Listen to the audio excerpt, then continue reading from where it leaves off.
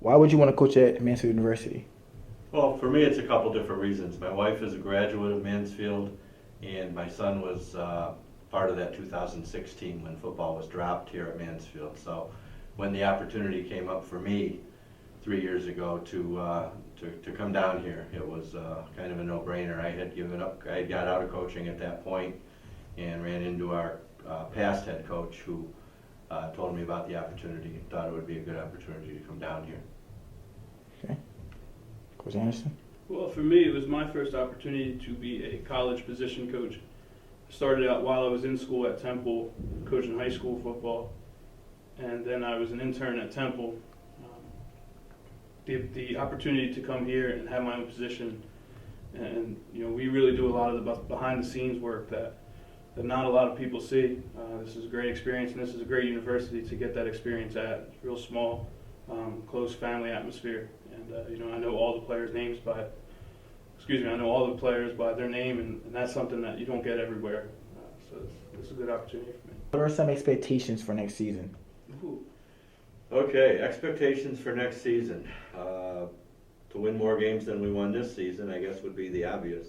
But the good thing is the schedule, tentative schedule that's out so far, plays right into our hands.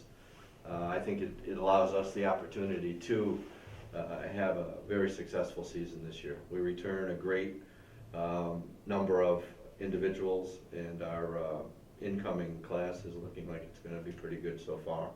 So I think if we can continue on the right path, personally for me, and just witnessing it again, is our off-season training. We've started with a real strength and conditioning coach this year, and I think that's made a huge difference just in the 2 weeks that we've been doing it. The guys are buying into it, the guys are improving, we're seeing some good things in the weight room and out on the track. Yes, and for me to answer that question, I will start where Coach Evans left off. The expectations will continue to rise as the off-season program continues to get better and better. And we're getting good attendance, a lot of good effort. Some guys are showing, unfortunately, their true colors, that they may not stick around in the fall. But again, that's up to them. We do return a hefty part of our roster. We only lost 5 seniors, among other kids. So the expectations are to improve upon our record, and that's minimum. That's about as basic expectation as we can get. As far as number of wins, stuff like that, it really depends on the work we put in as a staff, and then also the kids themselves, the players. Okay. Next question is, losing captain tight end Joe Busick to graduation, how would that affect your offense? Well, it's a big loss. Joe had 999 career yards receiving, so that's a big chunk of anybody's offense. The nice thing here is over the last couple of years we've reloaded, and I don't think that we've dropped off that drastically. I think we've got a couple of replacements that are going to come right in and not play as well as Joe right off the bat, but I think are very good candidates to fill his shoes. Absolutely. I mean, the answer is you don't replace a Joe Busick. The kind of lead by example kind of player that he was. I believe he was a 4-time All-League selection at the position of tight end. But we are set up about as well as you can hope. When you lose a 4-year starter at the position, we have a couple of young guys that will be back. A couple of guys just by name, Derek Bird and Jacob Woods, we expect to really take a hold of that position. It's not a concern for us, but again, you don't replace a leader like Joe Busick. Okay, next question. Who are some key players you have coming back? Well, I'm going to speak from my aspect. I'm sure Coach Anderson will have his aspect. I mean, I feel that we return the best secondary in the CSFL with Ricky Robinson, Kyle Post, and DeMarcus Jones. All 3 had all-conference years this year, and it was a disappointment that all 3 didn't get all-conference, but all 3 of them are respected, spoke highly of at the league meeting, and we are going to be a force to reckon with in the secondary. Offensively, I think that it's, there's a lot up in the air with the offense. The offense is going to be changing completely, so we're not real sure what we've got offensively yet. We do return a veteran offensive line this year, and recruiting-wise, we've got some new offensive linemen coming in.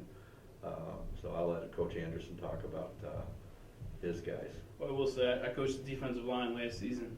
I will say we're in a little bit of a different boat where we lose 3 seniors. All 3 were capable contributors. In fact, 2 of them were starters, and 1 more was an all-league selection. The flip side of that is we return Jake Abcroft, who will be a junior, I believe. He's one of our leaders of the team, and he's certainly our leader of the position group. And we return our other all-league selection, Alex Nicholas. He'll be back, and a handful of other freshmen from the group. So defensive line, we're going to ask a lot of some guys who showed glimpses of ability last season, but none of them were asked to play any prolonged amount of time other than maybe Alex and Jake before injuries hit them. So we're in a different situation up front than the defensive backfield. I'll say our linebackers for defense look pretty solid right now. John Catwell's back. We'll have Dylan Flexer back, and there's a couple other guys that will compete to get on the field that we feel good about. On offense, like you said, the offensive line's looking good. We had a lot of freshmen in that group last season, mixed with some juniors, so they've all grown up, and that's a good group to have. Starting with Coach Anderson. This is the last question. Okay. So what does football mean to you?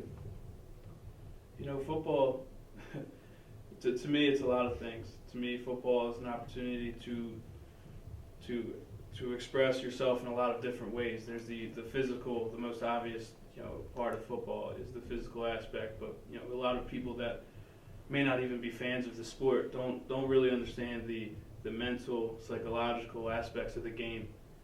To me, football is a challenge. It is a test of a lot of your being, of who you are as a person.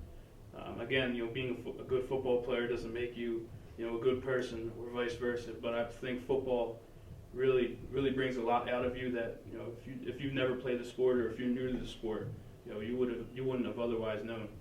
So I think football is an opportunity, to put it in one word. Football is a chance to really express yourself in all ways of life, and if you take it that serious. I'm going to throw a number at you. I've been playing or coaching football for 58 years, since I was 6 years old. I think everything and anything I've learned in life or given in life, I've learned on or off the football field. I think it's like people say, it's the greatest game on earth. I wouldn't still be doing it today.